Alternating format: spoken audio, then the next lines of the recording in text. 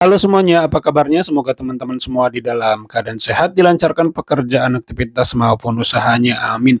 Ya, pada video kali ini saya mau mengajak teman-teman menyaksikan gitu ya satu insiden di mana Bung Toel ketika sedang berbicara itu dilempar botol ya. Ini tampaknya setelah selesai acara nonton bareng gitu ya teman-teman. Di sini sepanggung dengan Oki Rengga gitu ya teman-teman. Saya pribadi tidak mendukung segala aksi yang mengandung kekerasan ya teman-teman. Argumentasi kita balas dengan argumentasi. Mungkin ini saking gendoknya, saking keselnya gitu kepada Bung Toel yang argumentasinya terkadang terasa gitu ya menyudutkan Sintayong ataupun timnas.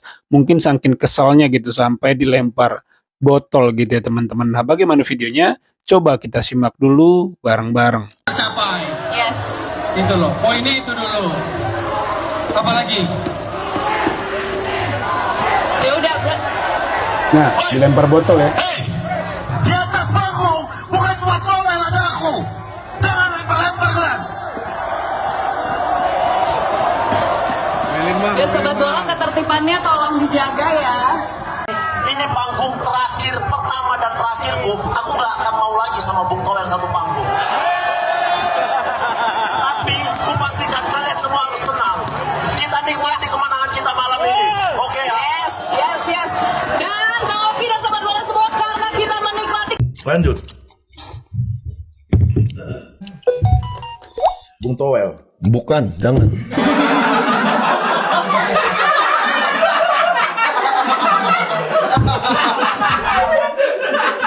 Jangan dong. Aku menambah daftar nama orang yang bakal ku benci seumur hidup. Yang pertama.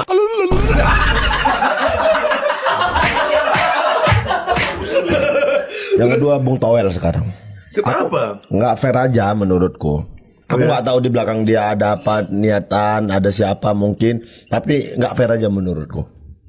Itu aja. Tahu kan kita Tapi lagi kau kenal baik dengan dia atau gimana? enggak dong. Ya kita siapa yang nggak kenal dia? Dia pengamat. Kalau buat aku dia pengamat sepak bola yang dulu tuh tajam kali pengamatannya. Iya. Siapa yang nggak kenal dia? Makin kesini menurutku nggak fair aja. Dia nyari alasan ini segala macem. Nggak fair aja menurutku. Kalau aku kan pernah emang satu acara bareng gitu di R66 waktu itu Piala Dunia.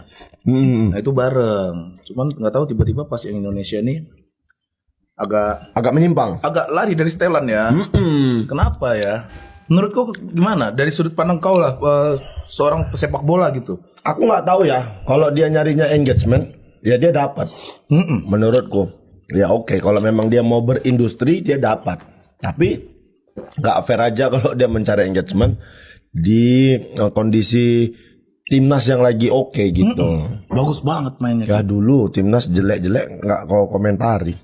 Kenapa pas sekarang bagus? Ngerti kalian engagementnya. Alhamdulillah aku nengokmu. Aku sekarang udah males ngomongin dia karena menurutku, BL cakap main bola kok nggak pandai.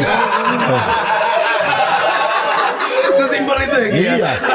Ngomong aja passing kau coba kalau bisa. BL ceritamu. Bung Joy, menang 2-0 atas Filipina, kita masuk ke babak ketiga kualifikasi Piala Dunia 2026. Ini sebuah prestasi bersejarah untuk Indonesia, Bung Joy. Prestasi iya, tapi kalau sejarah menurut saya sejarah yang mana? Karena tahun 86 kan Indonesia juga lolos ke putaran akhir ya untuk subgrup di Asia.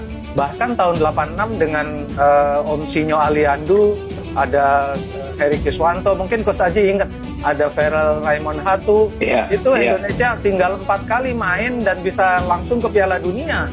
Kalau dibandingkan dengan sekarang kan masih 10 pertandingan kalau lolos lewat posisi 1 dan 2, kalau tidak lewat babak keempat.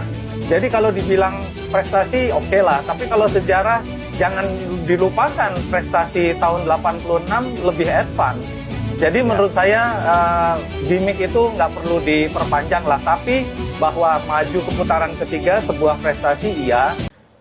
Ya, memang untuk saat ini satu-satunya negara dari Asia Tenggara yang lolos ke babak ketiga itu hanya Indonesia. Memang lawan-lawan yang akan kita hadapi di putaran ketiga ini sangat berat. Tim-tim elit di Asia, karena ada Jepang, ada Korea Selatan, Arab Saudi, tentunya ini memang kita harus menyampaikan jujur bahwa kualitas mereka berada di atas kita. Tetapi kembali lagi, apakah memungkinkan bisa Indonesia bisa lolos ke babak berikutnya? Di dalam sepak bola semua tidak mungkin, tetapi saya sampaikan bahwa itu tidak mudah. Karena level lawan-lawan nanti itu adalah di atas kita. Kita harus jujur sampaikan itu. Jadi masyarakat sendiri juga biar tahu bahwa level kita tuh masih belum setara dengan Jepang, Arab Saudi, Korea Selatan yang di tingkat senior ya. Tetapi kembali lagi tentunya kita tidak boleh pesimis. Artinya kita tetap berbuat semaksimal mungkin, nanti apapun hasilnya ya kita bisa terima. Tapi yang jelas adalah kita harus optimis dulu, kita harus bekerja keras dulu, baru nanti hasilnya seperti apa. Meskipun saya sampaikan di depan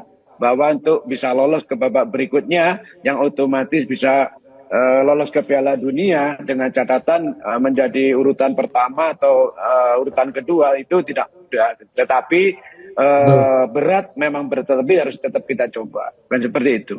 Ya, lawan-lawannya itu bisa 2 tingkat di atas Filipina. Kemarin sebelum pertandingan pun saya sampaikan di berita bahwa saya menyampaikan kalau kans untuk menang lawan Filipina besar sekali lah peluangnya. Dan itu terbukti karena memang kualitasnya tim Filipina di bawah tim kita. Tetapi untuk pertandingan, untuk fase berikutnya bisa dikatakan kita salah satu tim yang ada di bawah kualitasnya gitu loh. Jadi yang jelas tentunya apa yang dipersiapkan untuk pertandingan untuk menghadapi fase berikutnya itu tentunya semuanya dari semua aspek, dari mulai persiapan fisik, mulai persiapan mental, taktikal bermain, bagaimana pemain lebih kuat dalam penguasaan bola, karena jangan lupa tim-tim yang main nanti itu penguasaan bolanya sangat luar biasa, fisiknya sangat kuat, mentalnya juga sudah terbiasa main di event-event besar. Jadi bagaimana masih ada waktu ini Coach Sintayong bersama tim bisa mempersiapkan semaksimal mungkin. Nanti kalau masalah hasil itu belakangan, yang terpenting kita adalah bagaimana tim ini disiapkan dengan baik untuk menghadapi babak berikutnya. Itu yang paling penting. Jadi tetap ada semangat, ada optimisme untuk bisa bertarung di fase berikutnya. Meskipun tadi saya sampaikan, Bung Sanjong juga sampaikan bahwa tidak mudah untuk berada di level ini. Di level-level tim elit ini tidak mudah. Memang kalau kita jujur menyampaikan masih belum termasuk settle di tim elit Asia kita nih. Seperti itu.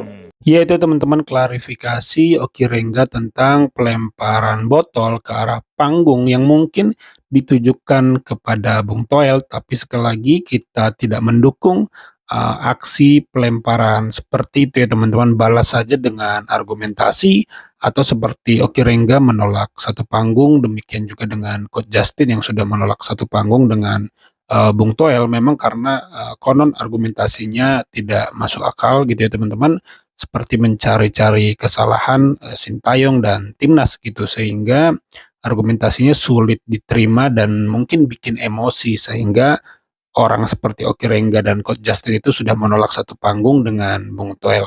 Kalau menurut teman-teman sendiri bagaimana, silakan tulis di kolom komentar. Ya, itu aja teman-teman video kali ini. Terima kasih buat teman-teman yang sudah menyimak sampai selesai. Jangan lupa di like videonya, di subscribe channel ini agar terus berkembang. Sampai jumpa di video saya selanjutnya.